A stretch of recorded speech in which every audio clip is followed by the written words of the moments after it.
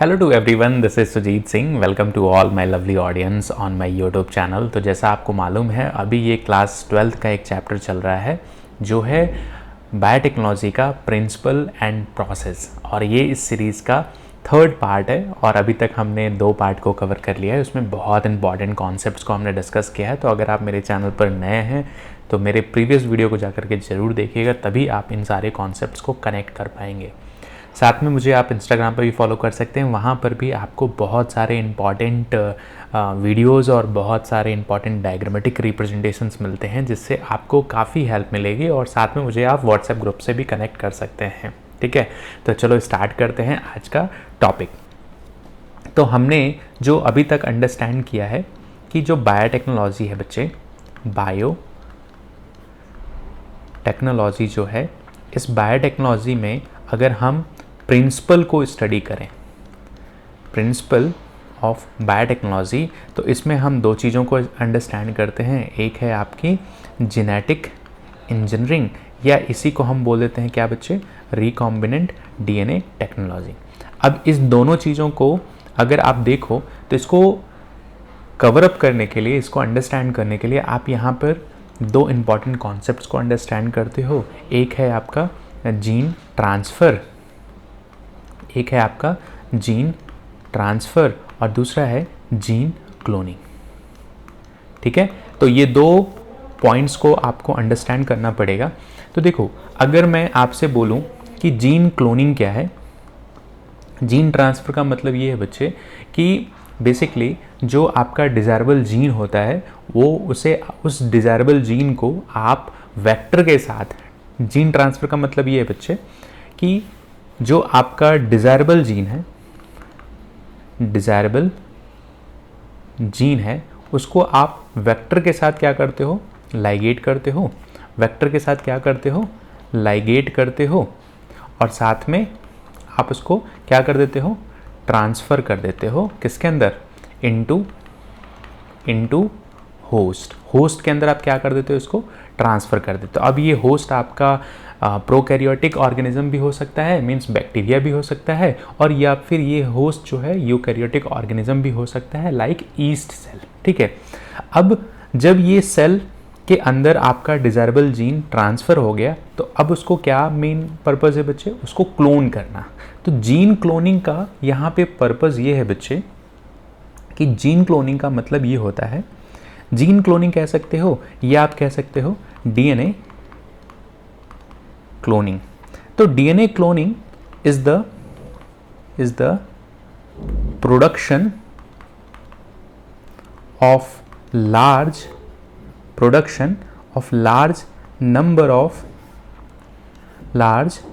number of identical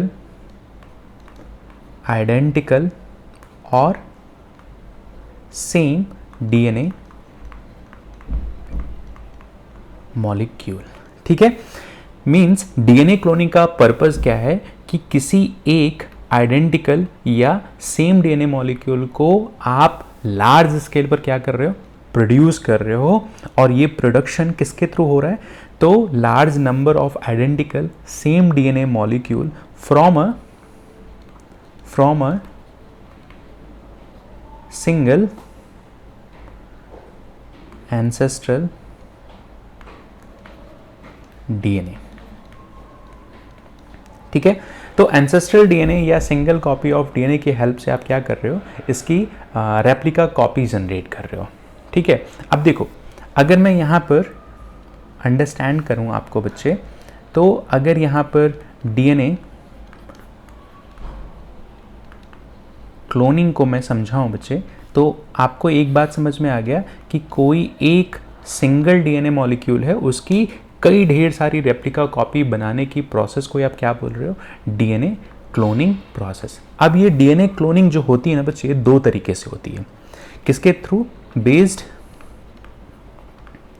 on, तो यहां पर cell based DNA cloning means जो यहां पर डीएनए क्लोन हो रहा है, किसके अंदर हो रहा है, इनसाइड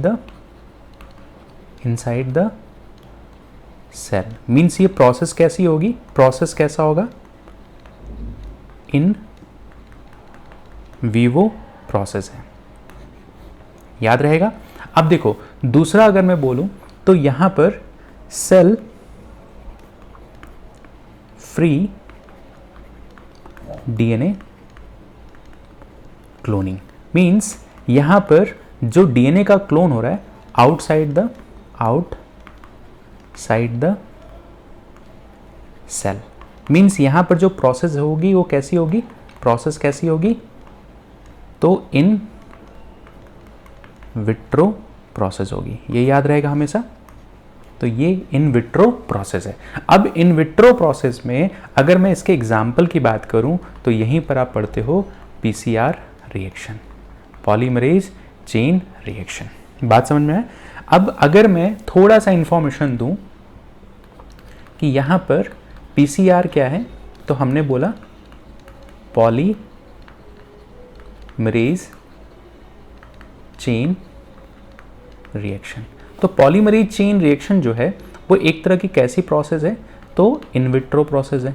इन विट्रो डीएनए और जीन क्लोनिंग एक्सपेरिमेंट है। अब किसके थ्रू दी गई थी, तो discovered by Kary B Mullis. कब इस प्रोसेस को डिफाइन किया गया था, तो इन 1983। ठीक है। और ये एक तरह की इन विट्रो प्रोसेस हमने अभी अंडरस्टैंड किया, जो सेल के बाहर चल रही है, सेल के बाहर चल रही है। Means cell free DNA cloning process है। इस प्रोसेस को हम आगे चल करके और भी ज़्यादा डिटेल्स में अंडरस्टैंड करेंगे। अभी के लिए आप इतना जानिए कि जो डीएनए की क्लोनिंग हो रही है, एक तो प्रोसेस है कि जो सेल के अंदर क्लोन हो रहा है, दूसरा प्रोसेस है सेल के बाहर क्लोन हो रहा है। जैसे फॉर एग्जांपल अगर मैं इस चीज़ को डिफाइन करूं, तो इस चीज़ को डिफाइन करने के लिए हमने यहाँ पर एक डायग्रामेटिक रिप्रेजेंटेशंस में कर देता हूँ ताकि आपको थोड़ा सा चीज़ें और क्लियर हो जाएंगी। तो जैसे हमने यहाँ पे मेंशन किया सेल बेस्ड डीएनए क्लोनिंग, और दूसरा हमने लिखा सेल फ्री डीएनए क्लोनिंग। तो नाम से ही क्लियर हो रहा है कि यहाँ पर जो डीएनए का क्लोन हो रहा है, सपोज फॉर एग्जांपल आपके पास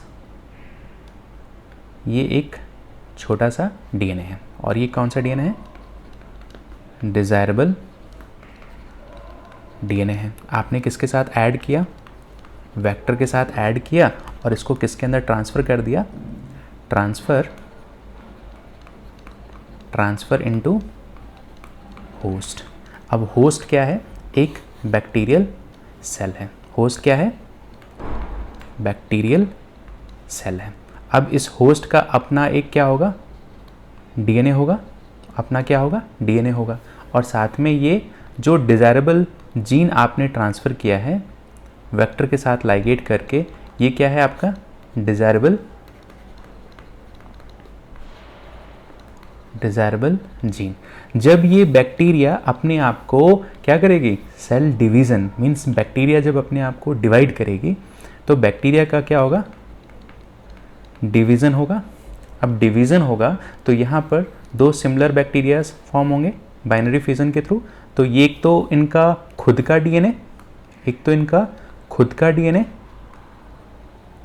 ठीक है, साथ में यहाँ पर और क्या होगा, डिज़ायरेबल जीन।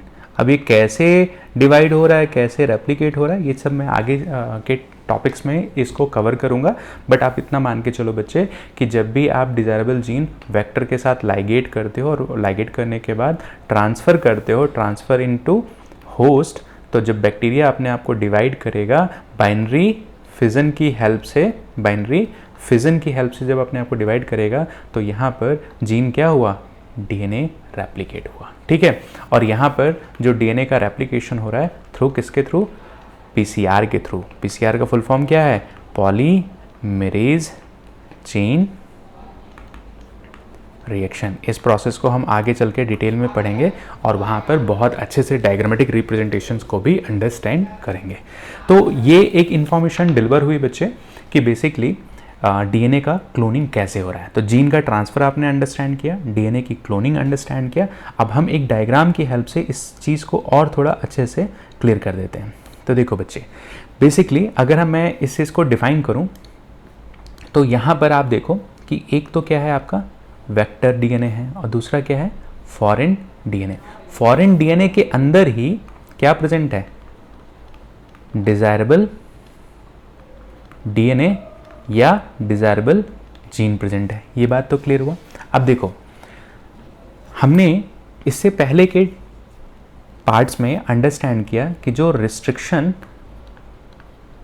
एंजाइम है उनको हमने दो कैटेगरीज में अंडरस्टैंड किया, रिस्ट्रिक्शन एंडो न्यूक्लियस और रिस्ट्रिक्शन एक्सो न्यूक्लियस। ठीक, अब देखो रिस्ट्रिक्शन एंडो न्यूक्लियस जो है ये इनसाइड कटिंग कॉज करता है, कटिंग कॉज करता है, और रिस्ट्रिक्शन एक्सो न्यूक्लियस जो है ये एंड न्यूक्लियोटाइड पर क्या कॉज करता है? कटिंग कॉज करता है। ये बात तो क्लियर है सभी को। और रिस्ट्रिक्शन एंजाइम जो है ये एक बहुत इंपॉर्टेंट प्रॉपर्टी होती है कि ये हमेशा किसको रिकॉग्नाइज करते हैं? पैलिंड्रोमिक सीक्वेंसेस को रिकॉग्नाइज करते हैं। किसको रिकॉग्नाइज करते हैं?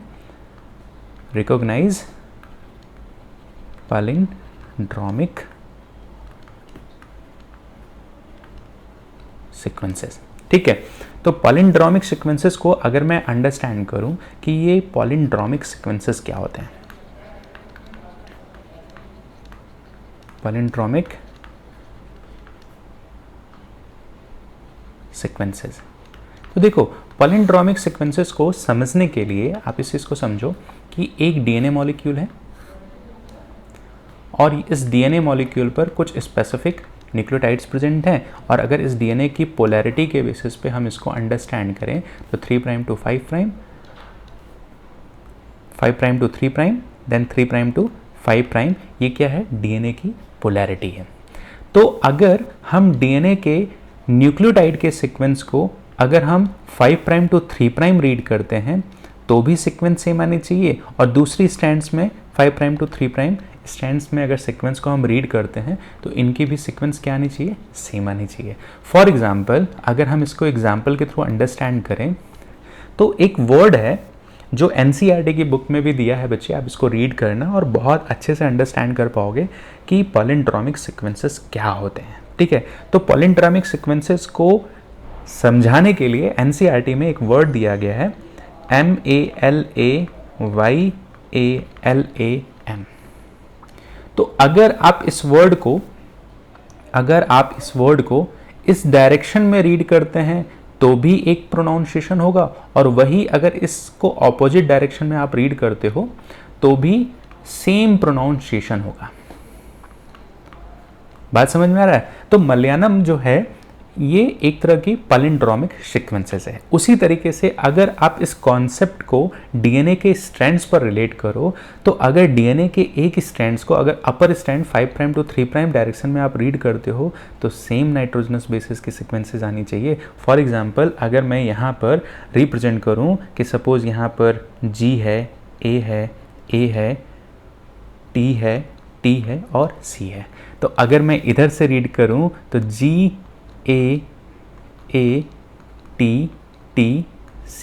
बात समझ में आ रहा है? तो ये सीक्वेंस क्या है? आपकी एक पैलिंड्रोमिक सीक्वेंसेस है। और पैलिंड्रोमिक सीक्वेंस किसके थ्रू रिकॉग्नाइज्ड होती है बच्चे? तो रिकॉग्नाइज थ्रू रिस्ट्रिक्शन एंजाइम। ठीक है, तो रिस्ट्रिक्शंस एंजाइम के थ्रू क्या हो रही है? रिकॉग्नाइज होती है, और रिस्ट्रिक्शंस एंजाइम जब इसको रिकॉग्नाइज कर लेते हैं बच्चे तो क्या कॉज होता है? वहाँ पे कटिंग कॉज होगी। अब जब कटिंग कॉज होगी तो वहाँ पर दो तरह के एंड्स जनरेट होते हैं, दो तरह के एंड्स जनरेट होते हैं। और वो एंड्स कौन कौन से हैं? तो एक है बच्चे क्या, जिसको हम बोलते हैं, एक है क्या जिसको हम बोलते हैं स्टिकी एंड, और दूसरे को हम बोलते हैं ब्लंट एंड। तो स्टिकी एंड्स जनरेट होते हैं और दूसरे को हम बोलते हैं ब्लंट्स एंड। हमने इसको बहुत अच्छे से अंडरस्टैंड किया है प्रीवियस लेक्चर्स में। आप जाकर के ज़रूर एक बार देखिएगा अगर आप कॉन्सेप्ट्स को और भी ज़्यादा क्रिस्टल क्लियर करना चाहते हैं तो। ठीक है, तो चलो देखो इस टॉपिक को अगर मैं इस डायग्राम की हेल्प से अंडरस्टैंड करूं तो देखो एक वेक्टर का डीएनए है और साथ में एक फॉरेन जीन या फॉरेन डीएनए का सेगमेंट दिया हुआ है। अब इस डीएनए के सेगमेंट में कुछ स्पेसिफिक न्यूक्लियोटाइड्स को रिप्रेजेंट किया गया और यही सीक्वेंस क्या है, एक तरह की पैलिंड्रोमिक सीक्वेंसेस है। बात समझ में आ रहा है? अब देखो यहाँ पर जो रिस्ट्रिक्शंस एंजाइम यूज़ किया गया है वो कौन सा ही लिया गया है, तो रिस्ट्रिक्शंस एंजाइम इको R1 के हेल्प से ट्रीट किया जाएगा। अब ध्यान देने वाली बात यह है कि जब आप वेक्टर डीएनए को कट करेंगे और जब आप फॉरेन डीएनए को कट करेंगे तो दोनों जीन सेगमेंट को आप एक ही रिस्ट्रिक्शंस एंजाइम से ट्रीट करेंगे। ऐसा क्यों कर रहे हैं? क्योंकि वो सेम टाइप के एंड्स को, सेम टाइप के सीक्वेंस को रिकॉग्नाइज करेंगे और कटिंग कॉज एक स्पेसिफिक साइट से ही करेंगे। फॉर एग्जांपल इको R1 जो है किसको रिकॉग्नाइज कर रहा है, तो यहाँ पर एक सीक्वेंस है जिसको हम बोल रहे हैं GAATTC। तो अगर हम इसको इस डायरेक्शन में रीड करें तो भी सेम है, और अगर इस डायरेक्शन में हम रीड करें तो इसकी सीक्वेंस आएगी GAATTC। ठीक है, तो इको R1 जो है इस सीक्वेंस को रिकॉग्नाइज करेगा और कटिंग कॉज कहाँ कर रहा है, तो आप ध्यान से देखिए कटिंग कॉज ये इस G और A के बीच में कटिंग कॉज हो रही है। तो ये हमारा वेक्टर डीएनए, ये हमारा फॉरेन डीएनए, फॉरेन डीएनए में भी G और A के बीच में कटिंग कॉज हो रही है। अब देखो जब कटिंग कॉज हुई तो यहाँ पर एक एंड जनरेट हुए जिसी को आप बोल रहे हैं स्टिकी एंड। तो स्टिकी एंड क्या है बच्चे, ये आपका for example 5 prime to 3 prime है तो ये आपका 5 प्राइम स्टिकी एंड हो गया, ये आपका 5 प्राइम स्टिकी एंड हो गया। फर्दर एक वेक्टर के अंदर स्टिकी एंड जनरेट हुआ और एक आपका फॉरेन डीएनए के अंदर स्टिकी एंड जनरेट हुआ, और फर्दर डीएनए फ्रेगमेंट क्या होगा, स्टिकी एंड एक दूसरे के साथ जुड़ जाएंगे, और जब जुड़ेंगे तो यहाँ पर डीएनए लाइगेज नाम का एंजाइम क्या होगा, ग्लू की तरह काम करता है, जो एक दूसरे को क्या कर दे रहा, अटैच कर दे रहा है।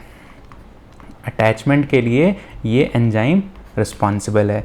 तो अब देखो एक तो है आपका वेक्टर डीएनए, दूसरा है फॉरेन डीएनए। जब ये दोनों डीएनए आपस में जुड़ जाएंगे तो इसी डीएनए के मॉलिक्यूल को ही आप क्या बोल रहे हो, रिकॉम्बिनेंट डीएनए, या इसी को आप बोल देते हो काइमेरा। ठीक है, तो ये बात समझ में आया कि वेक्टर डीएनए और फॉरेन डीएनए दोनों को आप सेम टाइप के रिस्ट्रिक्शंस एंजाइम से ट्रीट करते हो। और यहाँ पर जो रिस्ट्रिक्शंस एंजाइम है वो कौन सा है बच्चे, तो यहाँ पर है, हमेशा याद रखना कि यहाँ पर कौन सा एंजाइम है, तो इको R1, और ये कैसी सीक्वेंस है, तो पैलिंड्रोमिक सीक्वेंसेस है। बात क्लियर हुआ? तो इस तरीके से काइमेरिक डीएनए मॉलिक्यूल का फॉर्मेशन होता है, और इस काइमेरिक डीएनए मॉलिक्यूल में दो इंपॉर्टेंट चीज़ें, एक तो है आपका रिस्ट्रिक्शंस एंजाइम और दूसरा है डीएनए लाइगेज एंजाइम। तो दो एंजाइम इंपॉर्टेंट रोल प्ले करते हैं। तो बच्चे अगर आपको ये चैप्टर क्लियर है, ये टॉपिक क्लियर हो रहा है, तो मेरे चैनल को आप लाइक करो, ज़्यादा से ज़्यादा अपने फ्रेंड सर्कल में शेयर करो, ताकि आपके इस छोटे छोटे कमेंट, छोटे छोटे फीडबैक की हेल्प से मैं और भी ज़्यादा मोटिवेट होऊंगा और आपके लिए बहुत सारे इंपॉर्टेंट चैप्टर को लेकर के यूट्यूब पर आऊँगा। और मेरा एक ही एम ऑफ टारगेट है कि मेरे पढ़ाए हुए कॉन्सेप्ट से अगर एक भी बच्चा फ्री ऑफ कॉस्ट पढ़ रहा है, एक भी बच्चा अपनी लाइफ में धीरे धीरे लर्न कर रहा है, धीरे धीरे आगे बढ़ रहा है, तो मेरे लिए बहुत ही मुझे मोटिवेट करेगा, और मैं ऐसे ही बहुत सारे वीडियोस लेकर के आने वाला हूँ। Thank you very much.